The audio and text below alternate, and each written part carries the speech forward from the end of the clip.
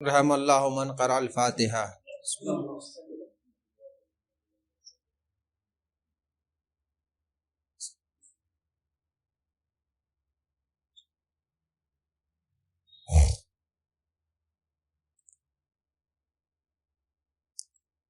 لا حول ولا قوة الا باللہ العلی العظیم۔ اعوذ باللہ من الشیطان اللعین الرجیم۔ بسم اللہ الرحمن الرحیم۔ الحمد للہ الذی ہدانا وما کنا لنہتدی لولا ان ہدانا اللہ ولقد جاءت رسول ربنا بالحق والصلاة والسلام والتحیۃ والاکرام علی رسول الثقلین محبوب رب المغربین والمشرقین امام الحرمین جد الحسن والحسین سیدنا و نبینا و شفیعنا و طبیب نفوسنا و قلوبنا مولانا عبد القاسم محمد و اہل بیتہ الطیبین الطاہرین المعصومین المظلومین ولعنۃ اللہ علی اعدائہم اجمعین من یومنا هذا الى یوم الدین۔ اما بعد فقد قال اللہ تبارک وتعالی وقوله الحق وهو اصدق الصادقین فی کتابہ المبین۔ بسم اللہ الرحمن الرحیم۔ انما تکونوا یدریکم الموت ولکنتم فی بروج مشیدہ۔ درود پڑھیں۔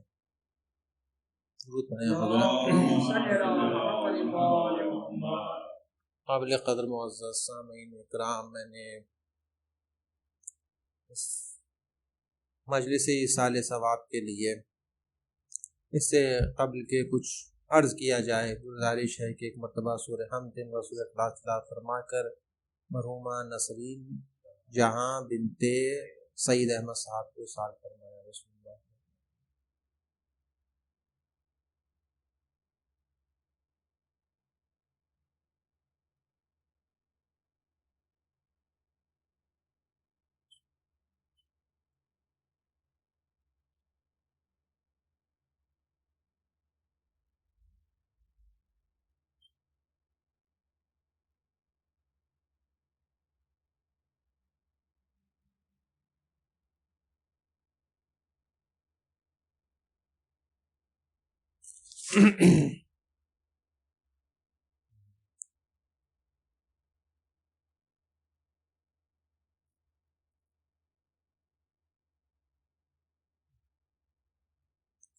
درود پڑھیں آپ حضرات۔ یہ جو آیت پڑھی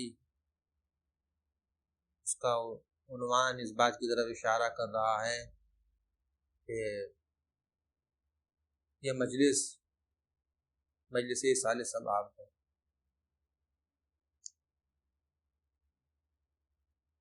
آیت کا ترجمہ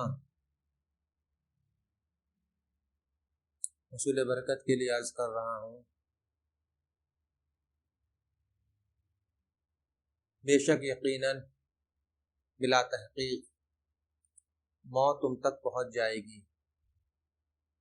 وَلَكُنْتُمْ فِي بُرُوجٍ مُشَيَّدَةٍ، چاہیں تم کسی مضبوط قلعے میں اپنے آپ کو پنہاں نہ کر لو، اپنے آپ کو پوشیدہ کر لو، چھپا لو۔ یہ آیت کا ترجمہ ہے۔ موت ایک ایسی حقیقت ہے جس کے سلسلے میں دنیا کا کوئی بھی صاحب عقل انسان اس سے انکار نہیں کر سکتا۔ ہر صاحب عقل انسان اس بات کی طرف متوجہ ہے کہ اس زندگی کا ایک نہ ایک دن خاتمہ ہونا ہے، اور جب زندگی کا خاتمہ ہونا ہے تو اس زندگی کے بعد کیا ہوگا یا موت کے بعد کیا ہوگا،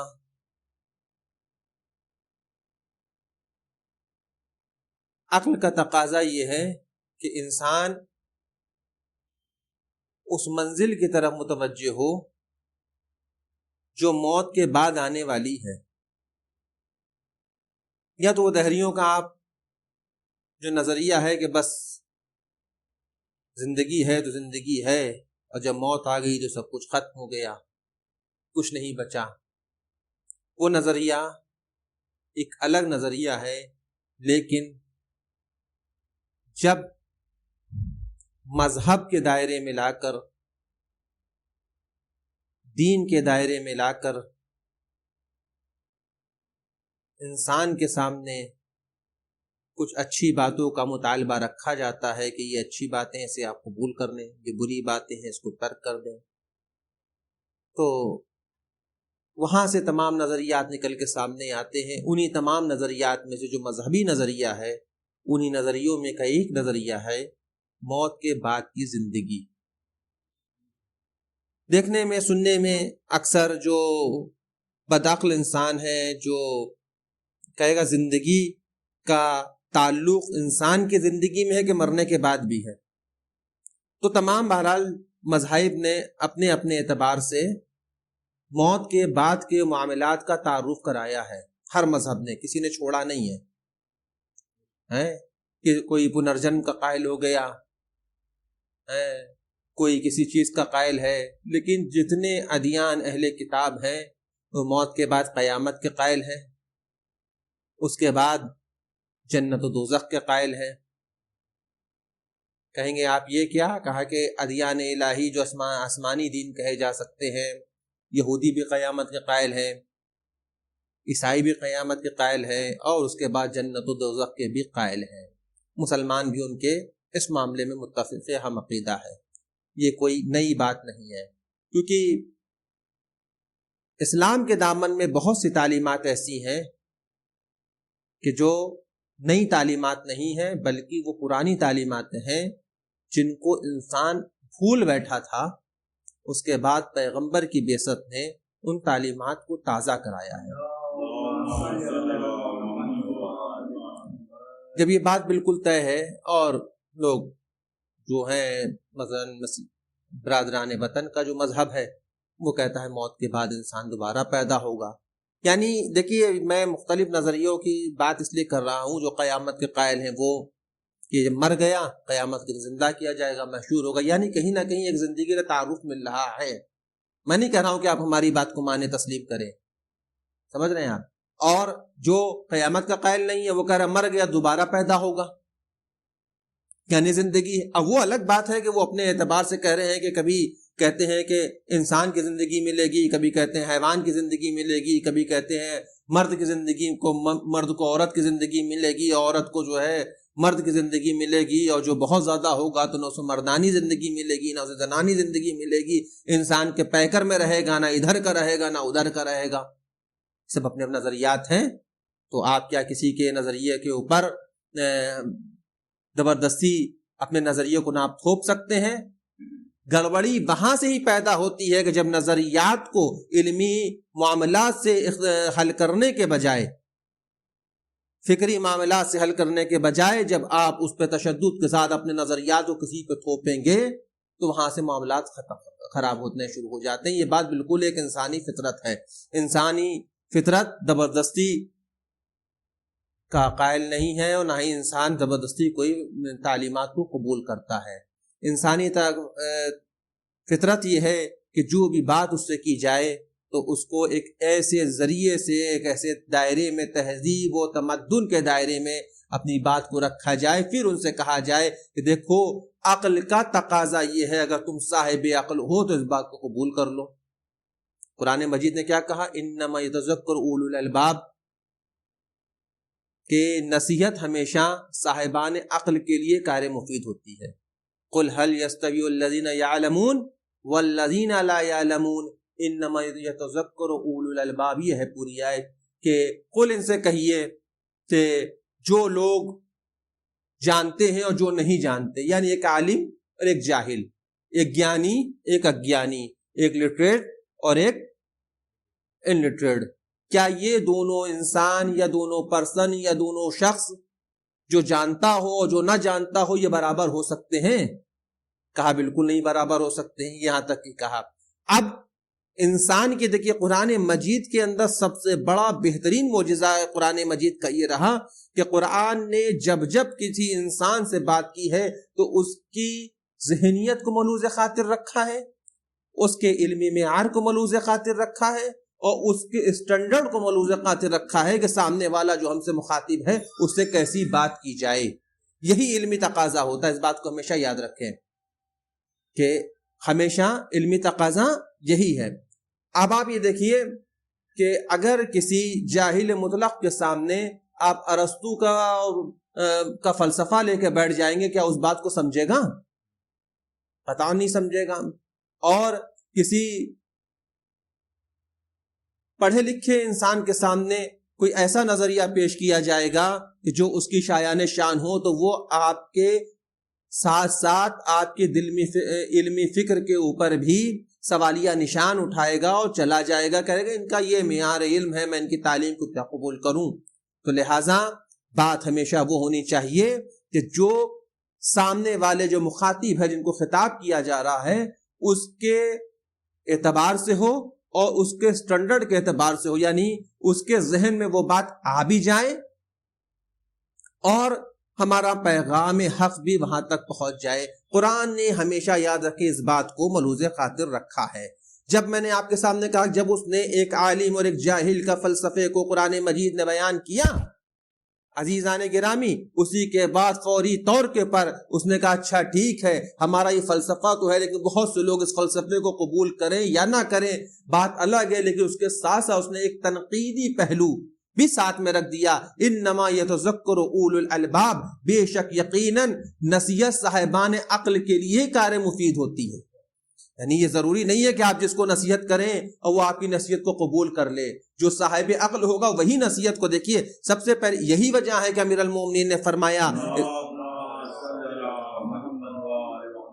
کہ یہ نہ دیکھو کہ کیا کہہ رہا، کون کہہ رہا، یہ دیکھو کہ کیا کہہ رہا ہے۔ کون کہہ رہا ہے اس چکر میں نہ پڑو، یہ دیکھو کہ کیا کہہ رہا ہے۔ اور حکمت تمہارا کھویا ہوا سرمایہ ہے، جہاں بھی ملے اس کو لوٹ لو، اس کو حاصل کر لو، اس تک کہ اپنی رسائی حاصل کرو۔ مقصد کیا ہے؟ مقصد صرف اور صرف اتنا ہے کہ دیکھو کوئی کچھ بھی کہہ رہا ہو، اگر تمہارے حق کی بات ہے، حکمت کی بات ہے، تو تم یہ سمجھو کہ یہ ہماری ہی بات ہے، یہ ہمارے حق میں ہے۔ یہ کہیں اور سے نہیں فرما رہے امیر المومنین، یہ قرآن مجید کے اعتبار سے گفتگو کر رہے ہیں۔ تو یہ بات بالکل طے ہو گئی اتنی گفتگو کے بعد کہ قرآن مجید کہ تمام تر معجزات میں سے ایک معجزہ یہ ہے کہ وہ سامنے مخاطب ہونے والے انسان کے ساتھ ویسے ہی گفتگو کرتا ہے جس گفتگو جو اس کا اسٹینڈرڈ ہے، جو اس کا معیار ہے۔ بس یہی وجہ ہے کہ جس آیت کو میں نے سرنامہ کلام اتنا میں نے کیل کاٹا درست کیا، اب مجھے وہ بات آپ تک کے پہنچانے میں انتہائی آسانی ہوگی کہ جس میں اب آیت کا جو دوسرا ترجمہ ہے کیا کہا جا رہا ہے؟ دوسرے حصے میں آیت کے کہا جا رہا ہے کہ انما وَلَكُنْتُمْ فِي بُرُوجٍ مُشَيَّدَةٍ، کہ موت تم تک ضرور پہنچ جائے گی، لیکن اگرچہ چاہیں تم اپنے آپ کو مضبوط قلعے میں محفوظ کر لو، اپنے آپ کو مضبوط قلعے میں محفوظ کر لو، مقصد صرف اور صرف قرآن کا بتانے کا اتنا ہے کہ دیکھیے، کیونکہ میں نے آپ سے کہا کہ موت سے بچنے کی تمنا انسان کے اندر پیدا ہوتی ہے، یہ فطرت ہے۔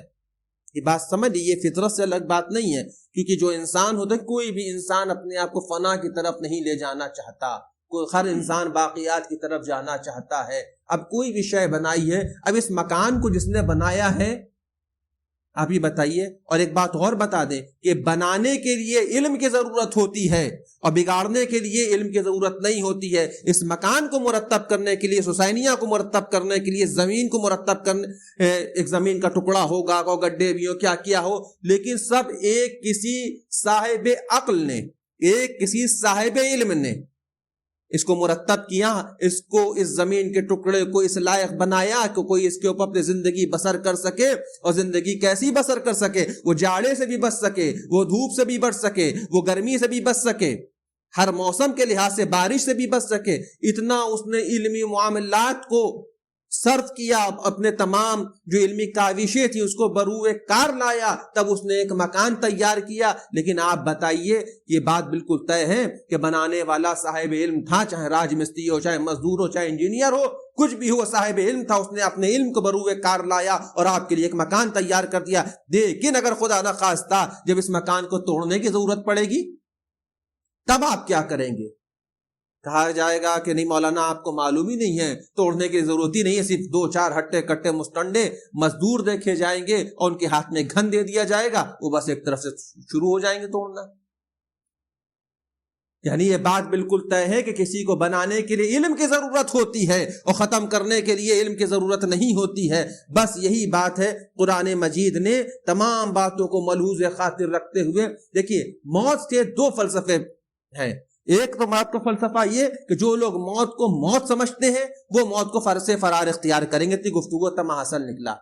جو لوگ موت کو موت سمجھتے ہیں وہ موت سے فرار اختیار کریں گے، یہ ان کا کہا جائے کہ ایک حق ہے، ان کا ایک ادھیکار ہے، ان کا ایک رائٹ ہے۔ جو بھئی ہر شخص جو فنا نہیں ہونا چاہتا وہ سوچے گا، وہ ایسے راستے ہموار کرے گا، اور جو موت کو موت نہیں سمجھے گا، یہ تو تعلیمی معیار بعد میں ہوگا کہ کون موت کو موت سمجھتا ہے، کون موت کو موت نہیں سمجھتا ہے۔ قرآن نے جنہوں نے موت کو موت سمجھ کے راہ فرار اختیار کرنے کی کوشش کی ہے، ان کی فطرت کو کوٹ کیا ہے کہ تم موت سے بچنے کے لیے اپنے آپ کو قلعے کے اندر تو محصور کر سکتے ہو، پوشیدہ کر سکتے ہو، لیکن یاد رکھو قلعے سے تم تیر سے بچ سکتے ہو، تلوار سے بچ سکتے ہو، دشمن کے زد سے بچ سکتے ہو، دشمن کے سازشوں سے بچ سکتے ہو، لیکن جس وقت ہم چاہیں گے موت تم تک کے پہنچ جائے تو موت تم تک کے پہنچ کے رہے گی۔ یہ بات بالکل طے ہے۔ یہ قرآن کا ایک بھرا چیلنج ہے۔ یہ معلوم ہے کیوں؟ یہ مادہ پرست دنیا کے لیے موت سے وہی مانگے گا جو مادہ پرست ہوگا، جس کو، کیونکہ جب قرآن اس کا کلام ہے جو ہمارا خالق ہے، جو ہمارا رب ہے، جو ہماری فطرتوں سے واقف ہے، اس کو معلوم ہے کہ یہ آدم کی اولاد میں موت سے بچنے کے لیے جب یہ اپنے وسائل تلاش کرے گی تو ایسے ایسے وسائل تلاش کرے گی کہ جس میں یہ سب سے زیادہ جو کسی چیز کو اگر اہمیت دے گی تو مادے کو، میٹیریل کو اہمیت دے گی۔ تو اللہ نے مادے اور میٹیریل کی ہی مثال کو رکھا کہ تم قلعے بنوا کے اپنے جسم کو تو بچا سکتے ہو، لیکن جس وقت موت کا ارادہ ہوگا، موت کیا ہے؟ موت کے ارادہ الہی ہے، موت کیا ہے کہ امر الہی ہے، موت کیا ہے کہ اللہ کا فیصلہ ہے۔ اور ایک فلسفہ موت کا یہ پیش کیا گیا جس کو تمام دنیا نے قبول کیا، لیکن اگر اسی موت کی تلخی سے بچنا چاہتے ہو تو تمہارے سامنے جو تعلیمات پیش کی گئی ہیں تم ان تعلیمات کو ان پہ عمل کرو، ان کو بروئے کار لاؤ۔ جب تم ان کو بروئے کار لاؤ گے تو تم خود فیصلہ کرو گے، اور تم خود نہیں فیصلہ کرو گے بلکہ تمہارا قول یہ ہوگا جو تمہارے زبان سے پہ جس وقت جاری ہو جائے گا، تمہارے سامنے کو تذکرہ موت کیا جائے گا تو تم موت سے بجائے گھبرانے کے، ڈرنے کے، تم ڈرو گے نہیں، گھبراؤ گے نہیں، اور کیا کہتے نظر آؤ گے؟ انا للہ و انا الیہ راجعون، ہم اللہ کی طرف سے بھیجے گئے، انا للہ، یقیناً بے شک ہم اللہ کی۔ دیکھیے دونوں طرف یقیناً سے گفتگو ہو رہی ہے بغیر کسی اس کے، یقیناً موت تم تک کے پہنچ جائے گی، یا انا للہ و انا الیہ راجعون، بے شک یقیناً ہم اللہ کی طرف ہیں اور ہم اللہ ہی کی طرف پلٹا دیے جائیں گے۔ دیکھیے آپ نے دیکھا کہ دونوں طرف سے ایک وہ موت کا، قرآن نے دونوں موت کی جو دونوں تصویر ہیں، ایک تصویر ان کی بھی پیش کر دی، دونوں موت سے متعلق آیات ہیں، ایک تصویر ان کی پیش کی گئی جن کا نصب العین موت سے فرار، اور ان کے فرار کو، ان کے چیلنج کو قرآن نے بتا دیا کہ دیکھو تم فرار تو کر سکتے ہو لیکن یہ کھلا ہوا چیلنج ہے کہ تم مرو گے ضرور۔ اور دوسری بات یہاں پر یہ آ گئی کہ جو اللہ کے خاص مقرب بندے ہیں وہ یہ کہتے ہیں کہ ہم اللہ کی طرف ہیں اور اللہ ہی کی طرف پلٹا دیے جائیں گے، یعنی ان کا کہنا یہ ہے، یعنی یہاں یہ فلسفہ کام کر رہا ہے کہ ہم نہ تیری مرضی سے اس دنیا میں آئے تھے اور نہ ہی ہم تیری مرضی کے بغیر جائیں گے۔ جب تیری مرضی تھی اس دنیا میں ہم آ گئے، جب تیری مرضی ہوگی دنیا کو ہم خیر بات کہہ دیں گے۔ یہی تو موت ہے۔ اگر موت میں یہ کہتا ہوں کہ موت کے سلسلے میں صرف انسان نہ کوئی مذہبی تعلیمات کی ضرورت ہے، نہ کسی دین کے دائرے میں آنے کے، لیکن اگر موت کی حقیقت کو تسلیم کر لیا جائے تو بہت سے معاملات حل ہو سکتے ہیں۔ دین تو الگ ہے، یہ بات الگ ہے، لیکن ایک صاحب عقل کی بات ہو رہی ہے کہ اگر اس کے سامنے صاحب عقل، ہر شخص یہ بات جب اس کے سامنے آپ رکھیں گے، پیش کریں گے، وہ قبول کرے گا بھائی کہ جب ہمارے آنے میں ہمارا دخل نہیں ہے تو ہمارے جانے میں کیسے مداخلت ہوگی؟ جب تک کہ بس مسئلہ سے، اور اس کا جو ہم کو تو نے بھیجا اور جب تو ہم کو بلائے گا، اب اس کے درمیان جو وقفہ ہے جس کو زندگی کہتے ہیں، اب اسی پیریڈ کے اندر ہم کو ایسی زندگی بسر کرنی ہے کہ اسی زندگی کے اندر اللہ جو بھی فیصلہ فرمائے گا یہ ہمارے لیے ایک امتحان گاہ رکھی گئی ہے۔ اب ایسی زندگی میں ہم موت کے بعد کے تمام حالات کو کیسا ہم کر سکتے ہیں، سب یہ زندگی کے اندر ہے۔ دیکھیے، جب بات ہوتی ہے فلسفی طور پہ تو مذہبی گفتگو بیچ میں لائی جاتی ہے، نہ کوئی دینی عقیدہ بیچ میں لایا جا سکتا ہے۔ اب آپ یہ بتائیے، ابھی میں نے دوران تقریر میں، ابتدائی تقریر میں جو بات میں نے آپ کے سامنے عرض کری کہ تمام ادیان ہیں، سب نے اپنے اپنے فلسفے، سب نے اپنی اپنی فکریں پیش کری۔ کوئی قیامت کا قائل ہے، دوزخ و جنت کے بھی قائل ہیں، ہم بھی قیامت کے قائل ہیں، دوزخ و جنت کے قائل ہیں، لیکن دوزخ و جنت کا قائل ہونا اس بات کی طرف اشارہ کرتا ہے کہ ہم ایک زندگی کے قائل ہیں جو موت کے بعد ہوگی۔ میں ہماری ہڈیوں میں جان ہوگی تبھی تو وہ جہنم کے عذاب کو برداشت کر پائیں گی، ورنہ ایک بے جان چیز کو آپ نے پھینک دیا تو کیا فائدہ؟ جنت میں آپ اس کو آگ میں ڈالیں، اس کو برف میں رکھیں، کہیں رکھیں، اس پہ کیا فرق ہے؟ کچھ نہیں۔ یعنی ایک زندگی کا تصور آپ کے یہاں ہے، اور جنت کی نعمتوں سے مالا مال ہونے کے لیے جب ہمارے اندر حس ہوگا، ہمارے اندر احساس ہوگا، تبھی تو ہم جنت کی نعمتوں سے مالا مال ہو پائیں گے، جنت کے نعمتوں سے لطف اندوز ہو پائیں گے۔ بات ہو گئی۔ دوسری زندگی، دوسرا فلسفہ کیا ہے کہ پنرجنم والا یا ایسا، اس میں بھی انہوں نے کہا ہے کہ جیسے کرم ہوں گے زندگی کے درمیان، ویسے ہی آپ کا موت کے بعد کی زندگی اس بات کے اوپر فیصلہ کرے گی کہ آپ کو کدھر جانا ہے، کیسا بننا ہے۔ یعنی معاملہ اس بات کا بالکل طے ہو چکا ہے، کہیں نہ کہیں انسان موت کے بعد کی زندگی کا قائل ہے۔ اور جب موت کی بعد کی زندگی کے آپ قائل ہو گئے ہیں تو اب ضرورت اس بات کی ہے کہ ایسی تعلیمات پہ عمل کی جائے کہ اس کے بعد کی زندگی، جو موت کے بعد کی زندگی ہو، وہ آپ کے لیے اس زندگی سے بہتر زندگی ہونی چاہیے۔ اگر بہتر کی طرف آپ جا رہے ہیں تو کمال انسانی ہے، کیونکہ انسان کا تقاضا یہ ہے کہ انسان نہ تو ختم ہو، انسانیت کی فطرت کا تقاضا یہ ہے، نہ انسان ختم ہونا چاہتا ہے، نہ تنزلی کی طرف جانا چاہتا ہے۔ انسانیت کا تقاضا یہ ہے کہ انسان رشد کرتا ہے، انسان بڑھتا ہے، انسان ترقی کرتا ہے۔ انسانی فطرت میں ہے کہ نہیں ہے؟ اور یہ فلسفہ جو موت و حیات کا فلسفہ ہے، اس کے لیے ضروری یہ ہے کہ ایک نظام ہونا چاہیے، ایک طرز زندگی ہونی چاہیے، ایک ایسی زندگی ہونی چاہیے۔ دیکھیے، اللہ نے جو بھی کچھ معاملات وابستہ رکھے ہیں وہ عقل کے ساتھ وابستہ رکھے ہیں۔ زندگی ہے۔ اچھا، ایک بات، دوسری بات پیدا ہو جاتی ہے، بات بہت لمبی ہو جائے گی، میں اس طرف نہ جا کے تھوڑا سا مختصر کروں گا کہ آپ یہ بتائیے، مثال کے طور پہ عرض کرتا ہوں، جان ہمارے اندر بھی پائی جاتی ہے، حضرت انسان میں بھی پائی جاتی ہے، جان حیوان میں بھی پائی جاتی ہے، لیکن جتنی بھی زندگی کے قانون ہیں، چاہے کسی بھی مذہب میں چلے جائیے، کسی بھی آئیڈیالوجی میں چلے جائیے، کہیں بھی جائیے، تمام فکرے، تمام قانون جو بھی ہوں گے وہ انسان، حضرت انسان سے وابستہ ہوں گے، جناب حیوان سے کچھ بھی وابستہ نہ ہوگا۔ کیوں؟ میں حیوان منطق کی زبان میں حیوان نہیں کہہ رہا ہوں، ورنہ انسان کو منطق بھی حیوان کہتا ہے، حیوان ناطق۔ درود پڑھیں ایک مرتبہ۔ سارے مطالبات سب ہمیں اور آپ سے تو مانے جاتے ہیں، دنیا کے جو بھی قانون ہیں، جو بھی بندشیں ہیں، جو بھی مطالبات ہیں، سب کچھ ہمیں سے تو ہے نا، اور تو کسی سے نہیں، حیوان سے تو کوئی نہیں ہے۔ کیوں نہیں ہے؟ کہ مسئلہ یہ ہے کہ اس موت کے بعد کی زندگی ہو یا زندگی کے اندر دوران زندگی، دنیا میں زندگی بسر کرنے کا انداز ہو یا جو بھی کچھ ہو، سارے مطالبات انسان سے اس لیے مانگے جاتے ہیں، انسان سے اس لیے وابستہ ہیں کیونکہ انسان صاحب عقل ہے۔ جب انسان صاحب عقل ہے تو انسان کا تقاضا یہ ہے کہ وہ اپنی عقل کو ہر معاملے میں بروئے کار لائے. اگر بروئے کار لاتا ہے تو ٹھیک ہے، تو وہ انسان ہے، اور اگر بروئے کار نہیں لاتا ہے تو بتائیے. اسی کا تو فیصلہ حضرت ابراہیم نے کیا. اسی کا فیصلہ حضرت ابراہیم نے کیا. حضرت ابراہیم نے، دیکھیے آپ، جو جناب ابراہیم کی گفتگو قرآن کے دامن کے اندر موجود ہے، اس میں کہیں بھی نہیں ہے کہ آپ نے کسی چیز کا ایک دم سے انکار کیا ہو. جو بات میں نے ابھی آپ کے سامنے پیش کی، اس میں کیا میں نے عرض کیا تھا؟ کیونکہ تھوڑا سا یہ ہوتا ہے کہ پچھلی باتوں کو بھی یاد دلایا جاتا ہے. کیا عرض کیا تھا؟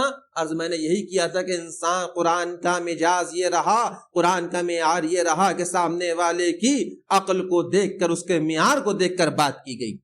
اگر حضرت ابراہیم علیہ السلام فوری طور کے پر فلسفہ توحید پیش کر دیتے، جب ان کو پکڑ کے لایا گیا، کہا کہ سجدہ کرو، میں تمام آیتیں نہ پڑھ کے ایک اشارتاً طور کے اوپر کہا چاند کو سجدہ کرو، کہا سورج کو سجدہ کرو، کہا کہ یہ تو ڈوب جاتا ہے، اس کے بعد رات آ جاتی ہے، کہا سورج بڑا ہے میں اس کو سجدہ کروں گا، اور جب وہ سورج ڈوب گیا کہا یہ تو میرا رب ہو ہی نہیں سکتا ہے جو ڈوب جائے. یہ سب باتیں ہیں. تو کیا ہے؟ جناب ابراہیم فلسفہ توحید امت کے سامنے، لوگوں کے سامنے پیش کرنے سے پہلے عقلوں کو جھنجھوڑنا چاہ رہے ہیں. کیا تمہاری عقل اس بات کی گواہی دیتی ہے؟ کیا تمہاری عقل اس بات کی گواہی دیتی جو تم سے کمتر ہو؟ حضرت ابراہیم نے ہر جگہ یہ انتظام کیا ہے. جب بتوں کی بت شکنی کی ہے، بتوں کو توڑا ہے خانہ کعبہ کے، تو آپ نے کیا کیا تھا اس وقت؟ آپ نے یہی کیا. جو بت رکھے ہوئے تھے، جس کا پورا واقعہ قرآن کے اندر موجود ہے، کیا کیا آپ نے؟ سب بتوں کو توڑ دیا، بڑے کے گلے میں کلہاڑی لٹکا دی. یہ کیا ہے؟ یہ کیا ہے؟ یہ معاملہ یہ ہے کہ اب میں کیا عرض کروں کہ وکلا تشریف فرما ہے کہ جناب ابراہیم علیہ السلام نے جو تمہارا کلیم تھا اس کا کاؤنٹر کیا. انہوں نے کاؤنٹر دیا کہ نہیں دیا؟ کہا کہ آپ کیا کہنا چاہتے تھے اپنی بات کو ساتھ؟ آج جناب ابراہیم کا دعویٰ یہ ہے کہ میرا رب وحدہ لا شریک ہے، میرا رب ہر چیز کے اوپر قادر ہے. تمہارا دعویٰ یہ ہے کہ تمہارا وہ رب ہو ہی نہیں سکتا جو نہ دکھتا ہو. تمہارا دعویٰ یہ ہے کہ یہ بت تمہارا رب ہے. تو جناب ابراہیم نے تمام بتوں کو توڑا، اور توڑنے کے بعد کلاڑی کو اس کے بت کے گردن میں لٹکا دیا. لٹکانے کے بعد جب کیا ہوا کہ اب ان سے ہی ان کے بتوں کی کمزوری کا اقرار کرایا جائے گا. اور جب کہا گیا کہ بھئی ایسا کیا ہوا، کہا کہ میں نے تھوڑی نہ ہو نہ ہو ہمارے خداؤں کو برے حال تک کے پہنچانے والے تم ہی ہو. پوچھا گیا کیوں؟ کہا کہ تم ہی سب سے بڑے دشمن ہو، تم ہی سب سے بڑے دشمن ہو. تو کہا گیا کہ جب تم ہم کو دشمن مان رہے ہو، مجھ سے کیوں کہتے ہو؟ جا کے خدا سے پوچھو. اور جب خدا کا حال دیکھا گیا تو گلے میں کلہاڑی لٹکی ہوئی ہے. کہا کہ ان سے پوچھو. کہا کہ اگر یہ بولتے ہوتے تو ہم تم کو پکڑ ہی کے کیوں لاتے، تم پہ الزام کیوں لگاتے، ہم ان سے پوچھ لیتے. کہا ایسوں کو مانتے ہی کیوں ہو جو نہ بولنے کی طاقت رکھتا ہو، نہ دیکھنے کی طاقت رکھتا ہو، نہ سننے کی طاقت رکھتا ہو. جو کسی چیز کی طاقت نہ رکھتا ہو وہ کیوں کر کے اس بات کی قدرت رکھ سکتا ہے کہ وہ تمہاری مصیبتوں پہ کو ختم کرے گا، تمہارے اچھے وقت پہ کام آئے گا، تمہارے برے وقت کے اوپر کام آئے گا. درود پڑھیں ایک مرتبہ. بس عزیزان گرامی، موت کی تلقی کو اگر کوئی نظام ختم کر سکتا ہے تو وہ دین کا نظام ہے. اور اس کے بعد دین مذہب کے دائرے میں آنے کے بعد ہی پتہ چلتا ہے کہ کیسے انسان اس زندگی سے وابستہ ہو سکتا ہے کہ جو موت کے جتنی بھی گفتگو اس وقت ہوئی ہے، یہ گفتگو صرف اور صرف اس بات کے اوپر، اس محور کے اوپر گردش کرتی ہے کہ تمام لوگ اس بات پہ متفق ہیں، جتنی بھی فکریں پائی جاتی ہیں، کہ مرنے کے بعد بھی کچھ ہے. مرنے کے بعد بھی کچھ ہے. جب کچھ ہے تو وہ کیسا ہونا چاہیے، اس کے بعد کیا. اور یہ بھی اس بات پہ متفق ہیں کہ مرنے کے بعد اچھے یا برے حالات جیسے بھی ہوں گے، اس کا سارا معاملہ آپ کی زندگی پہ منحصر ہے. جو اپنی زندگی میں اچھے کام کریں گے تو آپ کو اچھا صلہ ملے گا، آپ برے کام کریں گے تو برا صلہ ملے گا. میں ابھی وہ مذہبی والی بات نہیں مطلب یہ ہے، جب تمام لوگ یہ جانتے ہیں تو یہ بات بالکل طے ہے کہ جب دنیا میں زندگی کیسے بسر کی جائے، اس کے لیے ضرورت پڑے کہ انسان ایک نظام کی. دنیا میں زندگی بسر کرنے کے ایک نظام کی ضرورت ہے، اور وہ نظام کون سا ہو؟ وہ نظام ایسا ہونا چاہیے کہ جس میں خالق رہے، اس نظام میں اس خالق کی سب سے بڑا معاملہ جو ہے اللہ کی کبریائی کا ہے، رب کی کبریائی کا ہے، اوپر والے کی کبریائی کا، جو خالق ہے۔ دیکھیے یہ سب سے بڑا، یہ کبھی سوچا ہے کہ کیوں کہا کہ شرک سب سے بڑا ظلم ہے؟ سب سے بڑا ظلم ہے۔ دیکھیے میں ایک چھوٹی سی مادی مثال پیش کروں کہ اس لیے کہا گیا، دیکھیے کسی بھی چیز کا جو مالک ہوگا، خالق ہوگا، اس حسینیہ کے اندر جو صاحب حسینیہ ہے، جس نے اس کو تاسیس کیا ہے، جس نے اس کو بنایا ہے، آپ اس کو باہر نکال کے کھڑا کر دیں، اس کی نہ سنیں اور باقی دوسروں کی سنیں، تو آپ یہ بتائیے کیسی بات ہے؟ یہ کسی بھی اعتبار سے اچھی مانی جا سکتی ہے؟ نہ تو یہ اخلاقی پہلو سے اچھی بات ہے، نہ انسانی پہلو سے اچھی بات ہے۔ کہیں بھی کسی کے پاس چلے جائیے کہ ظالم سے ظالم انسان ہوگا اگر عقل مند ہے، بدترین سے بدترین فطرت والا انسان ہوگا، آپ ہماری اس بات کی تائید نہیں کرے گا کہ آپ نے اصل کو تو ہٹا دیا اور دوسروں کو لا کے ان کی جگہ برسر اقتدار بٹھا دیا، اور آپ کہہ رہے ہیں کہ صاحب ہم نے بڑا اچھا کام کیا۔ یہی سب سے بڑی خراب بات ہے۔ اس دنیا کا خالق اللہ ہے جو وحدہ لا شریک ہے۔ اس کائنات کا، اس انسان کا، ہر چپے چپے جو بھی شے اس دنیا کے اندر پائی جاتی ہے وہ ہر چیز کا خالق ہے، اور ہم اس خالق کو فراموش کر دیں اور اسی کی بنائی ہوئی چیزوں کو ان کی جگہ لا کے بٹھا دیں۔ بھائی بت پرستی کیوں اسلام میں حرام کرا دی گئی؟ اچھا یہ بتائیے، جو پتھر کا ہم بت تراشتے ہیں اس کا بھی خالق کون ہے؟ اس پتھر کا بھی خالق وحدہ لا شریک ہے کہ نہیں ہے؟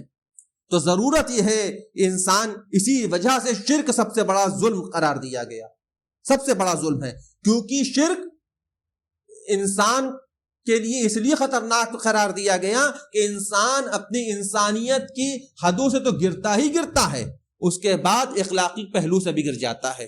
اخلاقی پہلو کیا ہے؟ جس طرح سے اس مکان کے اندر اصل وارث کو، اس حسینیہ کے اس مقام کے اصل وارثوں کو، اصل لوگوں کو ہٹا کے دوسروں کو ہم بٹھا دیں تو یہ اخلاقی پہلو سے گری ہوئی بات ہوگی۔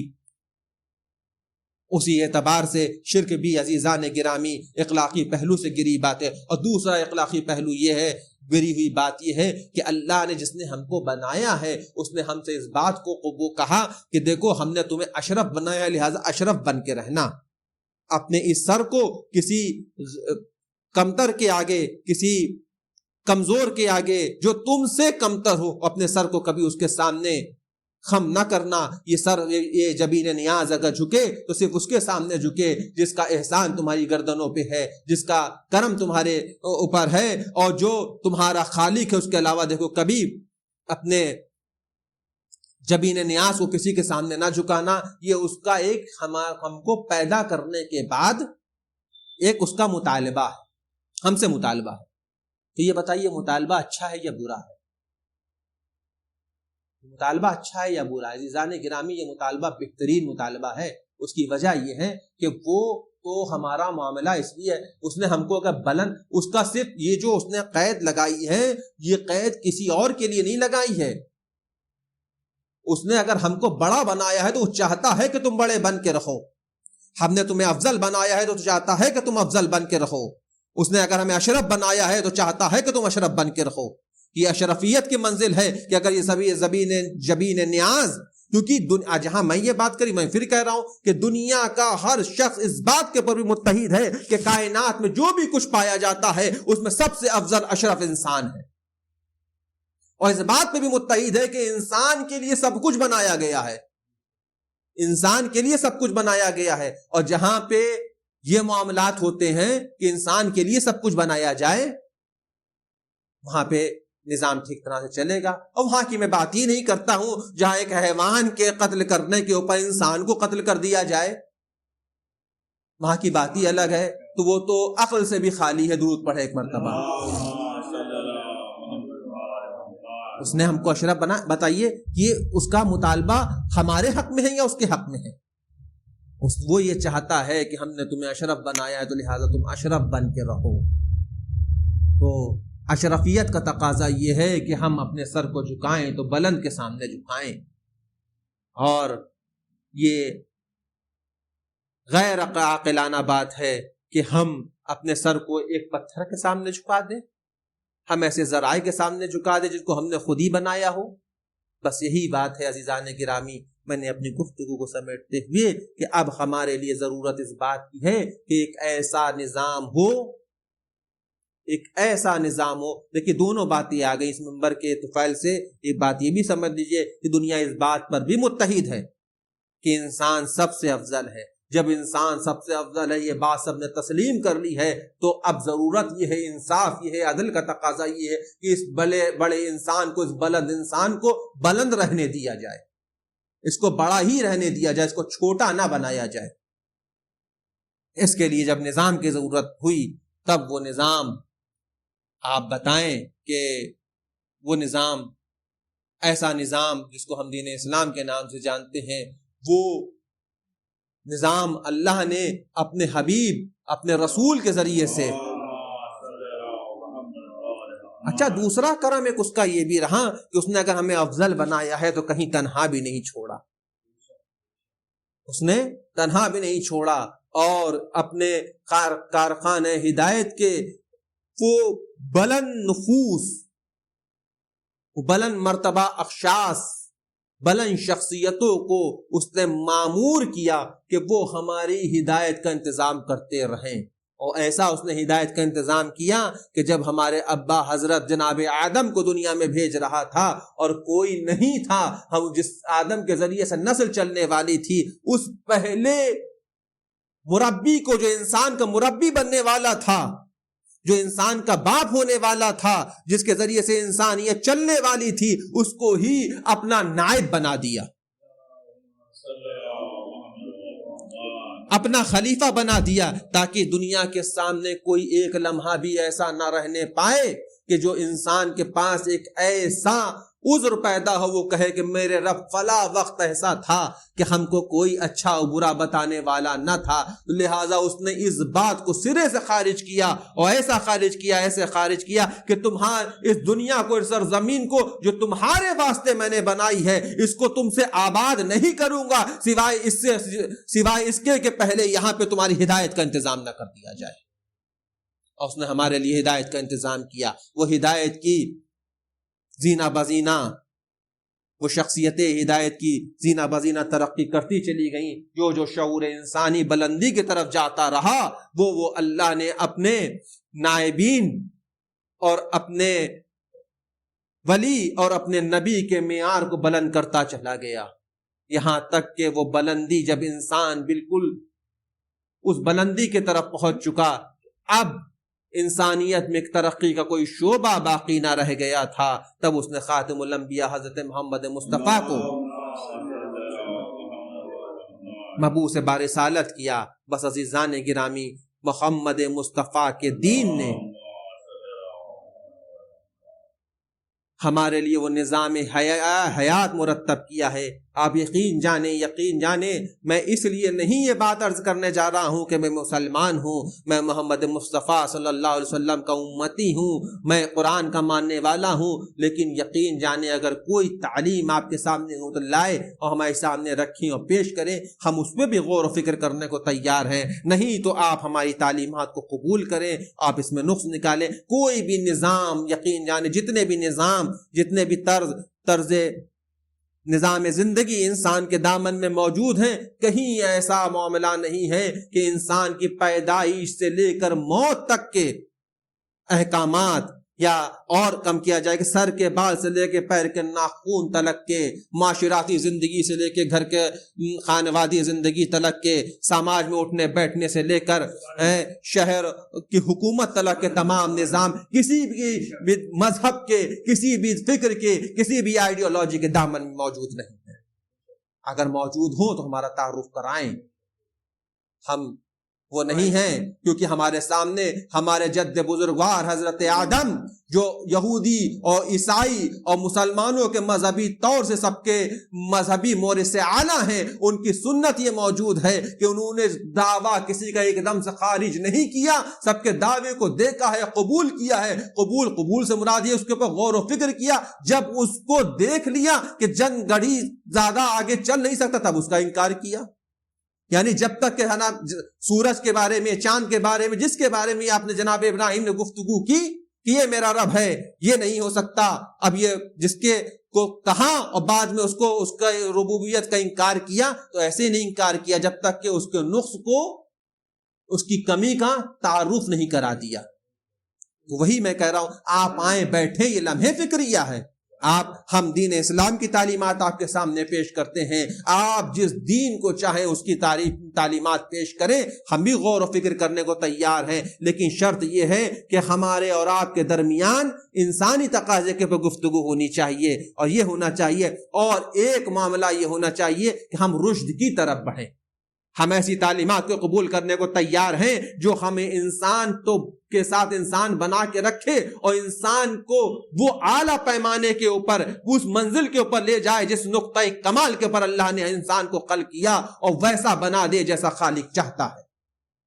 اگر کوئی ایسا نظام زندگی کسی کے پاس موجود ہو تو ہم کو بتائے۔ بس یہی وجہ ہے کہ ہم نے پیغمبر کے بعد بھی اس راستے کو اختیار کیا۔ ہم نے پیغمبر کے بعد جب یہ نبوت کا دروازہ بند ہونے والا تھا، اب کسی نبی کی ضرورت نہیں تھی، اور پیغمبر اس دنیا سے جانے لگے، تو انہوں نے جو انتظام ہمارے لیے کیا ہم نے اس کو قبول کیا ہے۔ ہم نے اپنی عقل کو اور اپنی ذاتی رائے کو دخل اندازی اس لیے نہیں کی کیونکہ جس طرح دیکھیے سب سے بڑی ولایت کا مسئلہ بھی یہ عقلی طور کے اوپر حل ہونا چاہیے، اور حل ہونے کا مستحق ہے۔ جس طرح سے انسان کے لیے ضروری یہ ہے کہ اللہ نے انتظام نبی کا کیا۔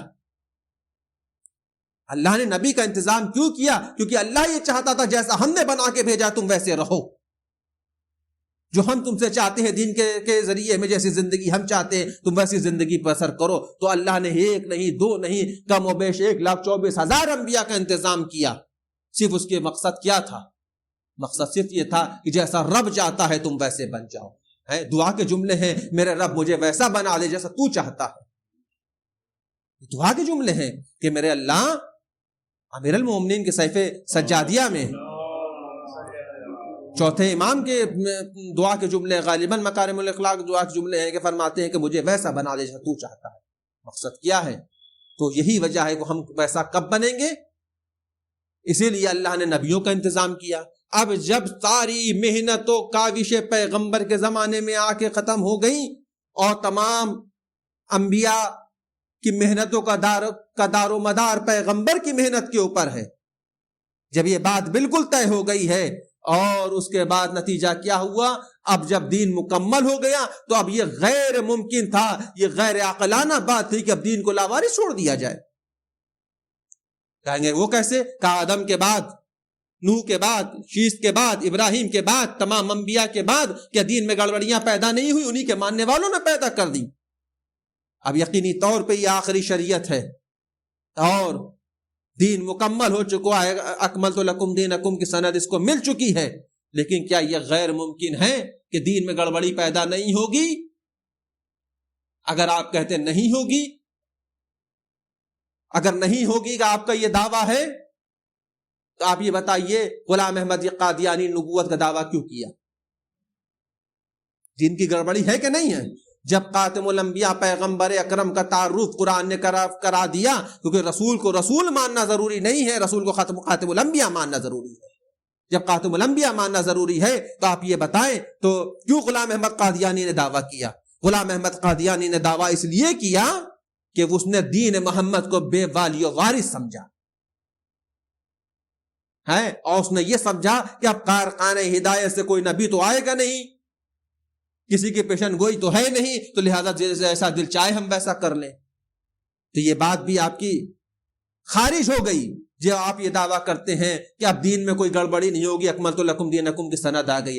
اصل دین میں تو کبھی کوئی گڑبڑی نہیں ہوگی، لیکن ایسا نہیں ہے کہ دین میں تو کوئی گڑبڑی نہیں ہو سکتی، یہ بات بالکل طے ہے۔ قرآن کا دعویٰ بالکل صحیح ہے، قرآن کا دعویٰ 100% بالکل درست ہے کہ دین کے اندر کوئی گڑبڑی نہیں ہو سکتی ہے، لیکن یہ بات تو قرآن نے کوئی دعویٰ نہیں کیا کہ شر کرنے والے شر نہیں کریں گے، فساد کرنے والے فساد نہیں کریں گے، یا گڑبڑی کرنے والے اپنی حرکتوں سے باز آ جائیں گے، ایسا تو نہیں ہے۔ تو گڑبڑی ہوئی کہ نہیں ہوئی؟ یہ بات بالکل طے ہے۔ جب یہ بات طے ہے کہ گڑبڑی کرنے والے گڑبڑی کریں گے اور دین کو محفوظ رکھا جائے گا۔ اب اس دین کو محفوظ رکھنے کے لیے اللہ نے انتظام کیا۔ انتظام کیا کیا؟ پیغمبر سے فرمایا فَإِذَا فَرَغْتَ فَانْصَبْ وَإِلَىٰ رَبِّكَ فَارْغَب، جب آپ اپنے کام سے فارغ ہو جائیں تو اپنی جگہ کسی کو نصب کر دیں اور اپنے رب کی طرف پلٹ آئیں۔ یہ پیغمبر کی ذمہ داری تھی۔ بس عزیزان گرامی، اگر یہ ذمہ داری اتنی سخت، اتنی اہم ذمہ داری پیغمبر نے کسی اور کے کندھوں پہ ڈالی ہوتی تو یقین جانے یہ غیر ممکن تھا کہ ڈالتے، یہ تو ہم اپنی تخیلات ہی گفتگو کر رہے ہیں، ڈالی ہوتی، لیکن پیغمبر سے ایسا کچھ نہیں بھائی۔ پیغمبر اپنے دین کو انہی کے ہاتھوں میں کر کے جائیں گے کہ جو دین کی اہمیت سے واقف ہے، اور دین کی اہمیت وہ اہمیت ہے کہ جس کا تعارف پیغمبر نے اس کی گرانیت کو پوری زندگی، کوئی موقع ایسا ہو کہ آپ بتائیں کہ رسول اللہ نے دین کا تو تعارف کرایا ہو، دین کی تبلیغ کی ہو، لیکن دین کی بقا کا انتظام نہ کیا ہو، کوئی ایسا موقع نہیں۔ پوری سنت پیغمبر بھری پڑی ہے کہ جس طرح سے آپ نے دین کی تبلیغ میں کوشش کی ہے، اس طرح سے آپ نے اس بات کے پر بھی کوشش کی کہ یہ دین ہمیشہ باقی رہے، اس کا کوئی غلط استعمال نہ کرنے پائے، اس میں کوئی گڑبڑی پیدا نہ کرنے پائے۔ بس عزیزان گرامی، میں نے مجلس کو ختم کیا، غالباً گفتگو اچھی خاصی ہو گئی، لیکن یاد رکھنے کی بات ہے اور سوچنے اور سمجھنے کی بات ہے کہ جب دین اللہ کی طرف سے ہے تو اس کی حفاظت کرنے والے اور بھی اللہ نے بھیجے، اس کا تعارف کرانے والے بھی اللہ نے بھیجے، کیونکہ نبی کا کام ہے دین کا تعارف کرانا، نبی کا کام ہے غیبی خبروں کو پہنچانا۔ جب اللہ کی طرف سے دین ہے اور دین کے پیغمبر بھی اللہ کی طرف سے ہیں تو اب اللہ ہی کی طرف سے انتظام ہوگا کہ وہ اس کی حفاظت کا بھی انتظام کرے، کیونکہ جب اللہ نے، یاد رکھنے کی بات ہے، جب اللہ نے اپنے پیغام کو پہنچانے کے لیے اپنے نمائندوں کے علاوہ کسی کے اوپر بھروسہ نہیں کیا، کیا بھروسے کرنے کی اور جگہیں نہیں تھی؟ اور ضرور وہ تو رب ہے جس پہ دل چاہتا جو کام کرا، لیکن نہیں، اس نے اپنے نمائندوں پہ ہی بھروسہ کیا، اپنے نمائندوں کے حوالے دین کیا، اور انہی نمائندوں نے ہم تک یہ دین پہنچایا جس کو ہم نبی کہتے ہیں، پیغمبر کہتے ہیں، جس کو ہم رسول کہتے ہیں۔ تو اب یہ غیر ممکن ہے یہ انبیاء، یہ نبی، یہ پیغمبر اس دنیا سے تشریف لے جائیں اور دین کی حفاظت کا کوئی انتظام نہ کریں۔ بس اسی حفاظت کا انتظام رسول اللہ نے کیا، اور کیسے کیا کہ اپنے بعد دین کو علی کے حوالے کیا، علی نے اپنے بعد دین کو حسن کے حوالے کیا، حسن نے اپنے بعد دین کو حسین کے حوالے کیا۔ بس عزیزان گرامی، میں نے مجلس کو ختم کیا، یہ ایک سال ثواب کی مجلس ہے اللہ، اور میں نے ابھی ابتدائی تقریر میں عرض کیا کہ اللہ نے تمام، کوئی کسی کے پاس کوئی ایسا دن کسی کے دامن میں موجود نہیں ہے دنیا میں جتنی تعلیمات پائی جاتی ہوں یا انسان کی زندگی سے لے کر انسان کے مرنے کے بعد تک کے احکام ہیں، انہی تمام احکاموں میں سے ایک احکام اسلام کے دامن میں کوئی مر جائے تو اس کی تہجید و تدفین کرنا ہے۔ یعنی یہ بات پتہ چلے کہ انسان، کیونکہ ہر تہذیب، ہر دنیا یہ چاہتی ہے، میرا ایک مزاج ہمیشہ رہا کہ میں ایک ہی موضوع پہ رہتا ہوں تو پھر میں اس کا سے مصائب کو بھی جوڑتا ہوں۔ عزیزان گرامی، آپ یہ بتائیے، ہر تہذیب چاہتی ہے، سمجھتی ہے کہ جو بھی مرنے والا انسان مرا ہے تو اس کو انسان کو، کیونکہ وہ انسان مرا ہے، کوئی حیوان نہیں مرا جہاں دل چاہے اٹھا کے ڈال دیا جائے یا جو دل چاہے جانور کھا جائیں اور درندوں کی خوراک بن جائے، ایسا نہیں ہے۔ ہر مذہب میں کہیں نہ کہیں اس بات کی فکر موجود ہے، جو انسان مرا ہے، اگر زندگی میں ہم سب سے وابستہ رہا ہے، ہماری فکر سے وابستہ رہا ہے، تو مرنے کے بعد اس کا جو آخری رسومات ہوں وہ بھی اسی مذہب، اسی دین کے دائرے میں ہو جائے۔ اس کا ہی خیال اسلام نے بھی رکھا۔ اسلام نے بڑا ہی اہتمام کیا، اگر کوئی مر جائے اور ایسا نہیں ہے کہ اس کو اس منزل کے اوپر رکھا ہے، بس عزیزان گرامی کہ واجبات دینی کی منزل میں رکھا ہے۔ میں آپ کے سامنے کیا عرض کروں کہ واجب کفائی کے منزل میں ہے۔ کفائی کا مطلب سمجھتے ہیں، یہ فقہی مسئلہ ہے۔ کفائی کا مطلب کہتے ہیں کہ واجب سب پہ ہوا، اگر کسی ایک نے انجام دے دیا تو سب کے اوپر سے ساقط ہو جاتا ہے۔ مثال کے طور پہ عرض کروں، کسی کے گھر میں کسی کا باپ مر جائے اور بیٹے ساری جائیداد بانٹ لیں اور اپنے باپ اور اس کے باپ کے مرنے کی اطلاع وفات تمام مسلمانوں پہ ہو جائے، لیکن اگر بیٹوں کی لاپرواہی کی وجہ سے، ورثاء کی لاپرواہی کی وجہ سے میت میت پڑی رہ جائے اور میت کی بے حرمتی ہو جائے تو فقط اس کی اولاد کو آپ ذمہ دار نہیں ٹھہرا سکتے، نہ دین ذمہ دار ٹھہراتا ہے، نہ اس کے وارثان کو ذمہ دار ٹھہراتا ہے، وہ ہر اس مسلمان کو ذمہ دار ٹھہراتا ہے جس نے اطلاع وفات سنی اور اس کی تہجید و تکفین کی طرف متوجہ نہیں ہوا۔ بس عزیزان گرامی، میں نے مجلس کو ختم کیا۔ میں اب کیا بتاؤں کہ یاد رکھنے کی بات ہے کہ جب کربلا کے میدان کے اندر امام حسین علیہ السلام نبی کے نواسے کی میت عزیزان گرامی بے غسل و کفن پڑی رہ گئی، تو اب یہ بتائیے تو کیا پوری امت ذمہ دار نہیں ہے؟ ہاں عزیزان گرامی، پوری امت ذمہ دار ہے، یہاں تک کہ ہر وہ شخص، اب دیکھیے جو بے حرمتی کرنے کی کوشش کی گئی، کیونکہ حسین کی میت کی سب سے بڑی بے حرمتی یہ ہے کہ حسین کی میت پڑی رہ جائے اور غیر کی میت کے اوپر نماز جنازہ پڑھا جائے۔ اللہ اکبر، اللہ اکبر! نماز جنازہ کیسا؟ یہ کہاں سے آیا نماز جنازہ؟ نماز جنازہ حسین کی نانا کی شریعت کا اہم رکن ہے۔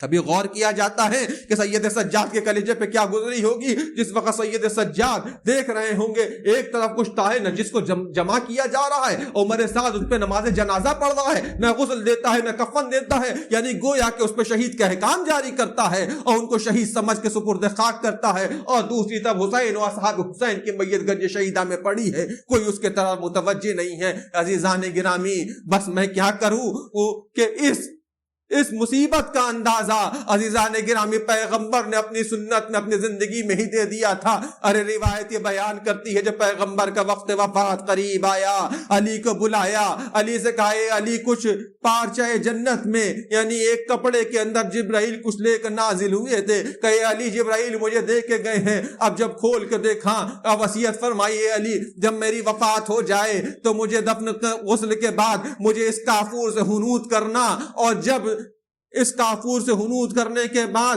جب تمہاری وفات کا وقت آئے، تمہاری شہادت کا وقت آئے تو یہ حسن کے حوالے کر دینا، تو اسی کافور سے فاطمہ کو حنوط کرنا، اور فاطمہ کے بعد تم اس کافور کو حسن کے حوالے کرنا کہ جب تمہاری شہادت ہو تو اسی کافور سے تم کو حنوط کر دیا جائے۔ اسی عزیزان گرامی روایت یہ بتاتی ہے کہ وہ کافور جو جنت سے نازل ہوا تھا اس سے پیغمبر کو حنوط کیا گیا، خاتون جنت کو حنوط کیا گیا۔ امیر المومنین کی شہادت کے بعد آپ کو 21 رمضان سن 40 ہجری کو حنوط کیا، ہاں پھر حسین کے حوالے حسن نے وقت شہادت کیا، حسن کو حنوط کیا۔ لیکن اب جب کافور پیغمبر کے بعد بچا رہا، اس میں اتنی برکت رہی، فاطمہ کے بعد بچا رہا، علی کے بعد بچا رہا، اب حسن کے بعد یہ روایت بتاتی ہے کہ اب کافور نہیں تھا، جتنا کافور تھا سب تمام ہو چکا تھا۔ بس عزیزان گرامی یہی ہوا کربلا کے میدان میں جب سید سجاد نے دیکھا کہ چاروں طرف یہ عالم ہے کہ سب کی میتیں دفن کی جا رہی ہیں سوائے خاندان رسالت کی میت یا خاندان رسالت کے ساتھیوں کی میتیں پڑی ہوئی ہیں، چہرہ متغیر ہو گیا۔ اور جب چہرہ متغیر ہوا اور اس گنج شہیدہ کے درمیان سے لاشوں کے درمیان سے گزارا گیا، بیٹے نے باپ کی میت کو بے گور و کفن دیکھا، خدا کسی بیٹے کو وہ دن نہ دکھائے جو سید سجاد نے دیکھے عزاداران حسین۔ اس کے بعد معلوم ہے کیا ہوا، چہرہ متغیر ہوا، چاہنے والی پھوپھی نے دیکھا کہ میرے لال یہ کیا حالت بنا رکھی ہے، کیا ہم بے کس عورتوں کو بے والی و وارث چھوڑ کے تم بھی چلے جاؤ گے؟ سید سجاد کا ناقہ آگے بڑھ گیا۔ عزیزان گرامی اب جب زینب نے اس منظر کو دیکھا کہ بھائی کی میت پڑی ہوئی ہے، اب کیا کرے؟ زینب نے کچھ کسی سے کہہ نہیں سکتی تھی، کس سے اپنا دکھڑا روئے؟ زینب نے مدینے کا رخ کیا، ایک مصرع کہا، ایک شعر کہا اور نانا کو مخاطب کیا، اے نانا اے میرے جد، آپ پہ نماز پڑھنے والے سکان السماوات والارض تھے، آسمان و زمین کے رہنے والوں نے آپ کے اوپر نماز پڑھی، لیکن میرے نانا یہ ابنک الحسین، یہ آپ کا بیٹا حسین ہے جو خاک و خون میں غلطہ پڑا ہوا ہے۔ یہ مرثیہ کہہ کے زینب آگے بڑھ گئی۔ وَسَيَعْلَمُ الَّذِينَ ظَلَمُوا أَيَّ يَنقَلِبُونَ مُنْقَلِبُونَ۔ پروردگار ہمیں اس قلیل عبادت کو قبول فرما، ہم میں جو مقروض ان کے قرض کو ادا فرما، جو بیمار انہیں شفاء کامل عنایت فرما، مومنین حاضر و غائب کی جائے دلی مرادوں کو پورا کر دے۔ میرے معبود تجھے تیری عزت تیری جلال کا واسطہ، جس مومنہ کے اصال ثواب کے لیے یہ مجلس منعقد کی گئی ہے، ان کے تمام تر گناہان کبیرہ و صغیرہ کو معاف فرما، ان کو کنیزان جناب سیدہ میں شمار فرما، ان کے ورثہ کو صبر و سکون عنایت فرما، اور تجھے تیری عزت و تیری جلال کا واسطہ کہ ہر بے روزگار کو روزی عنایت فرما، ہر بے اولاد کو صاحب اولاد کر دے، ہر وہ شخص جو اپنے بچوں کی شرعی ذمہ داریوں سے سپردوش ہونا چاہتا ہے، ان کے لیے بہترین اور اچھے رشتوں کا اسباب کر اور فراہم فرما۔ تجھے تیری عزت تیری جلال کا واسطہ ہمارے درمیان علم کا بول بالا ہو، جہل کی میت کو ہمارے درمیان سے نکال دے، اور تمام مومنین و مومنات کے اور تمام مسلمانوں کے درمیان اتفاق و اتحاد قرار دے۔ تیرے معبود حضرت کے ظہور میں تعجیل فرما، جب حضرت ظہور فرمائے تو ہمارے کردار میں اتنی بلندی عنایت فرما کہ ہم ان کے اعوان و انصار میں شمار ہو سکیں۔ وآخر دعوانا